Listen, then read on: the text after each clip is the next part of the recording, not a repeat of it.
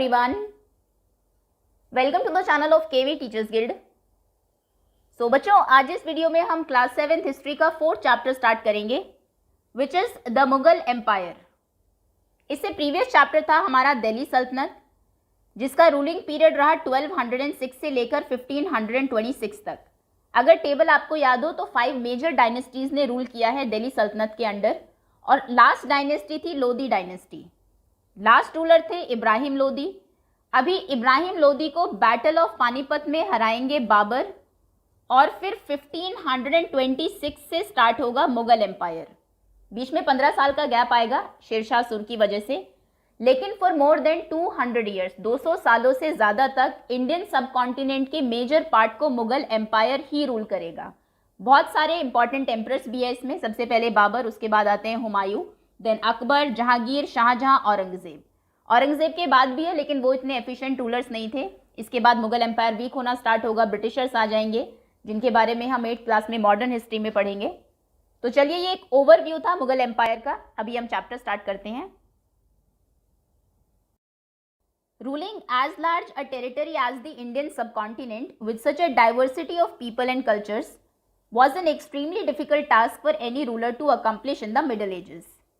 Middle ages में, जबकि communication की, ट्रांसपोर्टेशन की टेक्नोलॉजी उतनी एडवांस नहीं थी, इंडियन सब कॉन्टिनेंट जैसी इतनी बड़ी टेरिटरी पर रूल करना, जहाँ पर लोगों में इतनी डाइवर्सिटी है, कल्चरल डिफरेंसेस है, किसी भी रूलर के लिए ये एक बहुत ही डिफिकल्ट टास्क था, एक बहुत ही मुश्किल काम था. Quite in contrast to their predecessors, the Mughals created an empire and accomplished what had hitherto seemed possible for only short periods of time. So Mughals के जो प्रेडिसेसर्स थे, जो उनसे पहले इंडियन सब कॉन्टिनेंट में रूल कर रहे थे, उनके बिल्कुल ऑपोजिट मुगल्स ने एक ऐसा एम्पायर क्रिएट किया जो कि उनसे पहले बहुत ही शॉर्ट पीरियड्स ऑफ टाइम के लिए ही पॉसिबल हो पाया था. इंडियन सब कॉन्टिनेंट के जितने लार्ज पार्ट पर जितने लंबे टाइम पीरियड तक मुगल्स ने रूल किया है, उससे पहले किसी ने भी नहीं किया था. ये हमने खिलजी के टाइम पर देखा था कि नॉर्थ में रूल करते हुए उसने साउथ तक मिलिट्री कैंपेन की थी, लेकिन वो वहाँ पर कंट्रोल नहीं इस्टेब्लिश कर पाया था. जैसे ही वो दिल्ली वापस आता है, वहाँ के किंग्स फिर से इंडिपेंडेंट हो जाते हैं. तो यानी कि ये बहुत ही पहले भी हुआ है, लेकिन बहुत ही शॉर्ट पीरियड ऑफ टाइम के लिए हुआ है. From the latter half of the 16th century they expanded their kingdom from Agra and Delhi. 16th century के लेटर हाफ से, यानी कि 1550 के बाद से, मुगल एम्परर्स ने दिल्ली और आगरा से अपने किंगडम को एक्सपैंड करना शुरू किया. Until in the 17th century, और 17th सेंचुरी तक they control nearly all the sub continent. पूरे सब कॉन्टिनेंट पर उन्होंने अपना कंट्रोल स्टैब्लिश कर लिया था. They imposed structure of administration and ideas of governance that outlasted their rule. अब उनका ये जो रूल आउटलास्टेड, यानी कि इतना लंबा चला, उसका रीज़न क्या था? उनके जो एडमिनिस्ट्रेशन का स्ट्रक्चर था और उनके जो गवर्नेंस के आइडियाज़ थे. Living a political legacy that succeeding rulers of the sub continent could not ignore. और ये इन्होंने अपनी एक ऐसी पॉलिटिकल लेगेसी छोड़ी कि बाद में जो इंडियन सब कॉन्टिनेंट में रूलर्स आए, वो भी इसको इग्नोर नहीं कर पाए. उन्होंने भी देखा और इन एडमिनिस्ट्रेशन के और गवर्नेंस के आइडियाज़ को फॉलो किया. Today the prime minister of India addresses the nation on Independence Day from the ramparts of the Red Fort in Delhi, the residence of Mughal emperors. Independence Day के दिन आपने देखा होगा, Indian prime minister Red Fort, लाल किले से देश को संबोधित करते हैं, एड्रेस करते हैं नेशन को. ये एक्चुअली में मुगल एम्परर्स का रेजिडेंस था, जिसको कि शाहजहां ने बनवाया था. इन 1638 में शुरू किया था और 1648 में 10 साल के बाद ये बन के कंप्लीट हुआ था. क्वेश्चन है, who were the Mughals? Mughals कौन थे? The Mughals were descendants of 2 great lineages of rulers. Mughals 2 बहुत ग्रेट फैमिली के डिसेंडेंट्स थे, उनके वंशज थे. फ्रॉम देयर मदर साइड, अपनी मदर की साइड से वो डिसेंडेंट्स थे चंगेज खान के, जिसकी डेथ हुई 1227 में, जो कि एक मंगोल रूलर था जिसने पार्ट ऑफ चाइना और सेंट्रल एशिया पर रूल किया. और उनके फादर की साइड से वो सक्सेसर थे तिमुर और तैमूर के, जिसकी डेथ 1404 में हुई, जो कि ईरान, इराक और मॉडर्न डे टर्की का रूलर था. However the Mughals did not like to be called Mughal और मंगोल. लेकिन मुगल्स को खुद को मुगल या मंगोल कहलवाना बिल्कुल भी पसंद नहीं था. This was because Genghis Khan's memory was associated with massacre of innumerable people. इसका रीज़न ये था कि चंगेज खान का जो नाम था वो कई सारे मैसेकर, यानी कि एक मास लेवल पर लोगों की किलिंग से एसोसिएटेड था. वो अपनी क्रुएल्टी के लिए जाना जाता था. तो मुगल्स बिल्कुल नहीं चाहते थे कि उनको मंगोल्स या मुगल्स कहकर बुलाया जाए।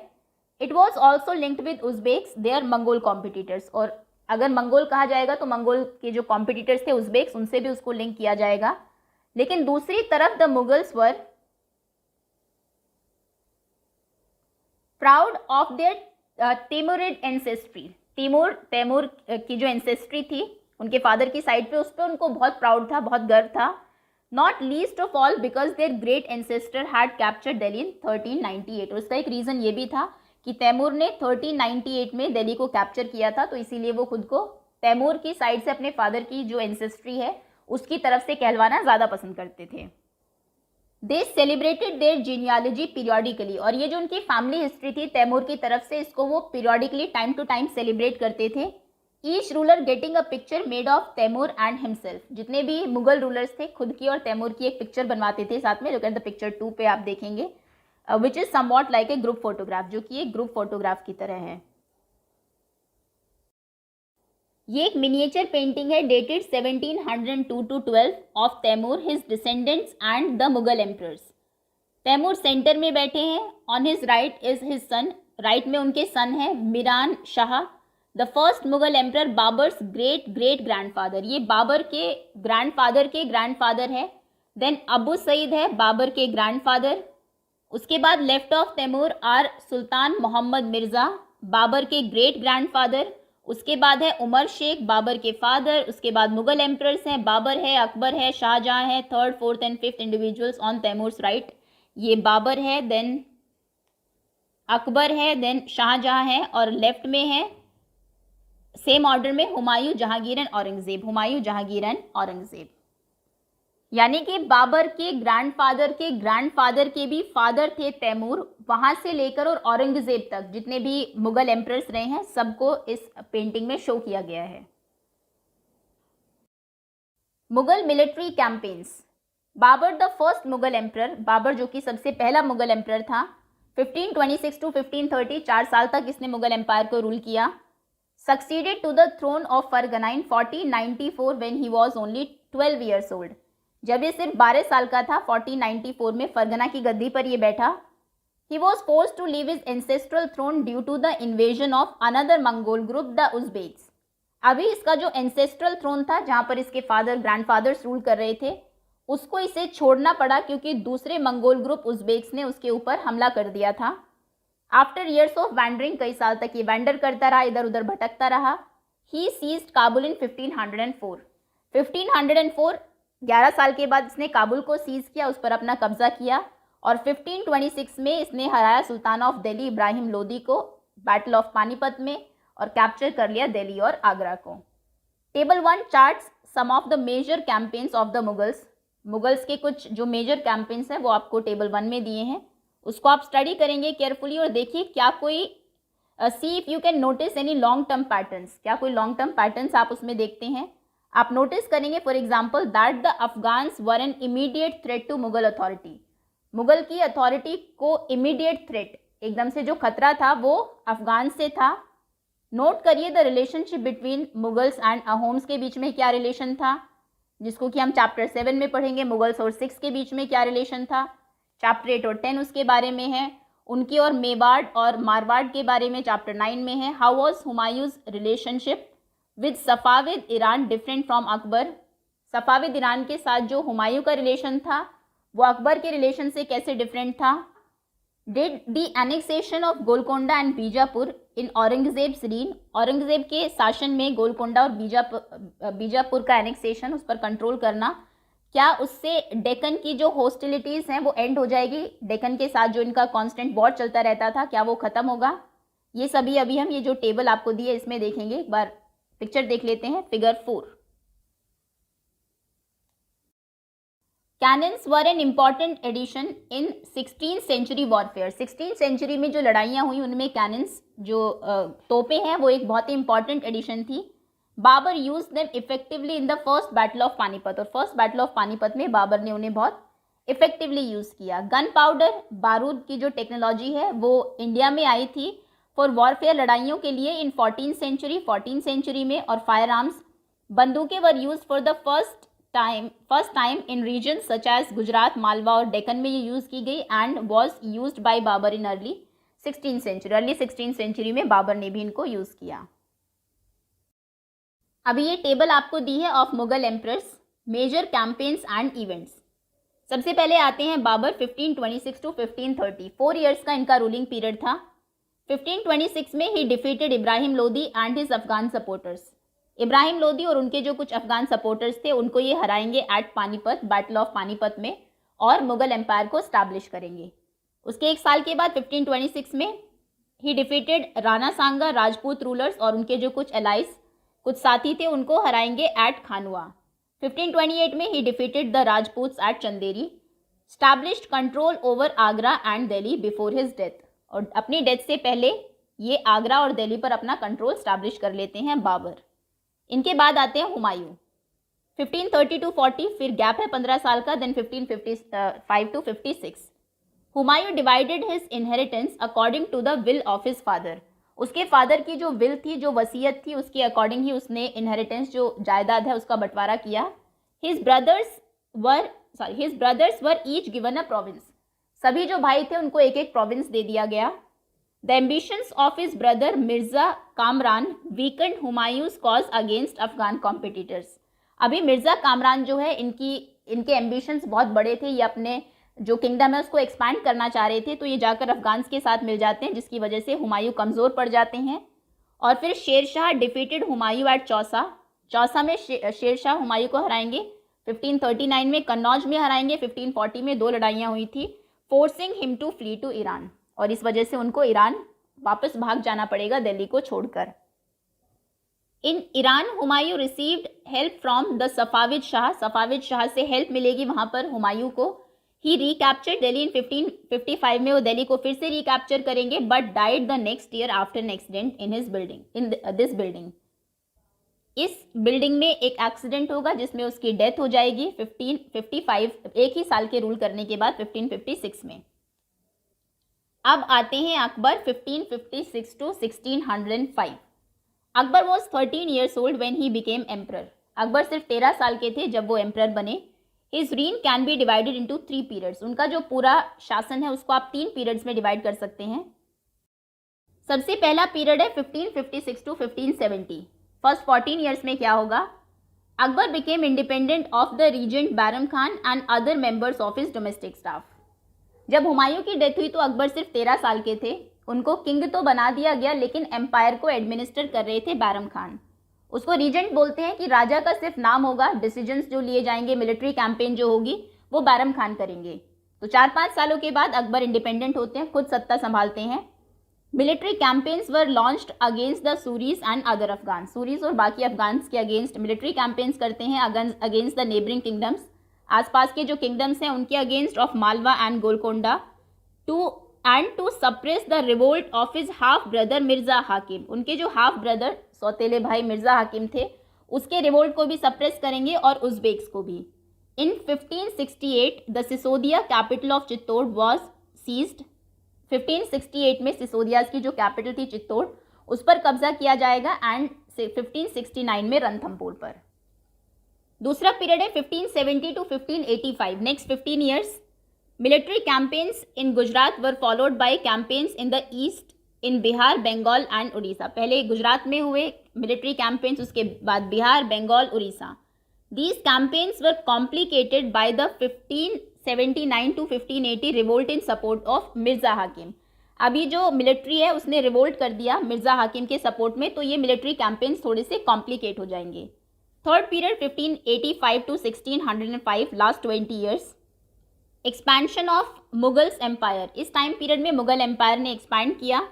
Campaigns were launched in the north west में कैंपेन्स हुई। कांधार को सीज किया गया सफाविद से, कश्मीर को एनेक्स किया गया, ऑल्सो काबुल को भी after the death of Mirza हाकिम।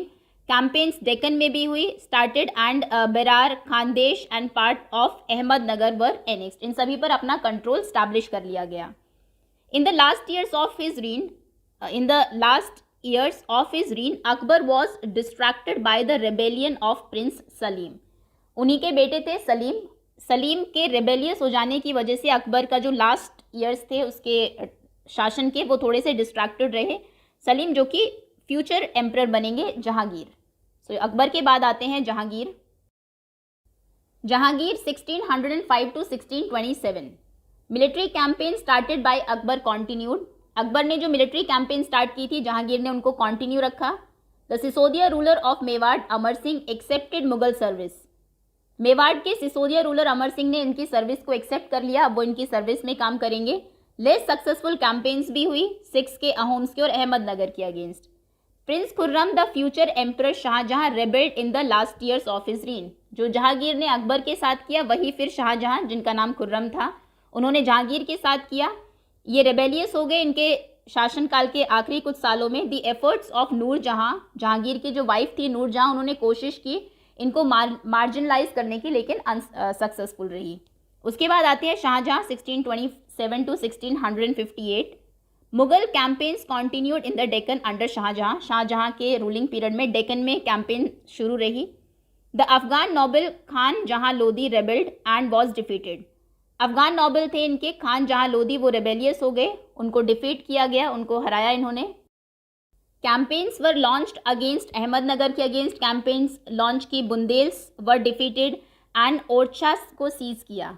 नॉर्थ वेस्ट में campaigns to seize Balkh from Uzbeks were unsuccessful. कोशिश की उज्बेक से बल्क को लेने की, लेकिन वो अनसक्सेसफुल रही। And Kandahar was lost to Safavids. Safavids ने फिर से कांदार को जीत लिया। इन 1632 अहमदनगर को फाइनली एनेक्स कर लिया गया। And the Bijapur forced sue for peace. और बीजापुर से कोशिश की गई कि वहाँ पर पीस, शांति बनी रहे।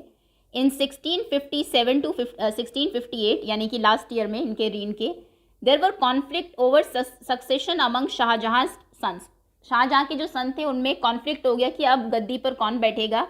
लड़ाई हुई, औरंगजेब विक्टोरियस रहे, जीते। And his 3 brothers including Dara Shikoh were killed. और उन्होंने अपने 3 भाइयों जिसमें कि दारा शुकोह भी थे उनको मार दिया। Shahjahan was imprisoned for the rest of his life in Agra. Shahjahan को बंदी बना के रखा गया, उनको कैद कर लिया गया आगरा में, और बाकी अपनी लाइफ उन्होंने वहीं पर बिताई।